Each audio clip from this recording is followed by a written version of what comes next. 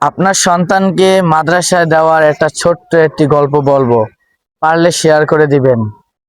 এক লোক যখন বিবাহ হলো, তখন কি স্ত্রী স্বামীকে বলল, আমার যখন সন্তান ছেলে হবে তখন আমার ছেলেকে আমি মাদ্রাসায় না দিয়ে স্কুলে পড়াবো, বড় শিক্ষিত বানাবো। আর বাবা বলল যে না, আমার আশা যখন আমার ছেলে হবে তখন আমি আমার ছেলেকে মাদ্রাসায় দেব। তখন কি করবে, ছেলে হলো আলহামদুলিল্লাহ। তারপর ছেলে যখন বড় হলো, মাদ্রাসায় দেওয়ার আগে বাবা দুনিয়া থেকে চলে গেল। দুনিয়া থেকে চলে যাওয়ার পরে মাকে যখন ওই কথা বলল যে বাবার একটা আশা ছিল যে আমাকে মাদ্রাসায় দিবে, তখন ছেলেকে মাদ্রাসায় দিল।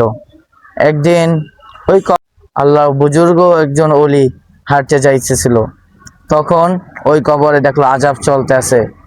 আজাব শুনে অলি পাশ থেকে সরে গেল। তারপর পরের সপ্তাহে তখন ওই ছেলেটাকে মাদ্রাসায় দিল। তখন যখন মাদ্রাসায় ঢোকে, প্রথমবার ওস্তাদের সামনে বসে বিসমিল্লাহির রহমানির রহিম বলল, তখন আল্লাহ তাআলা তার বাবার কবরে আজাবকে মাফ করে দিল।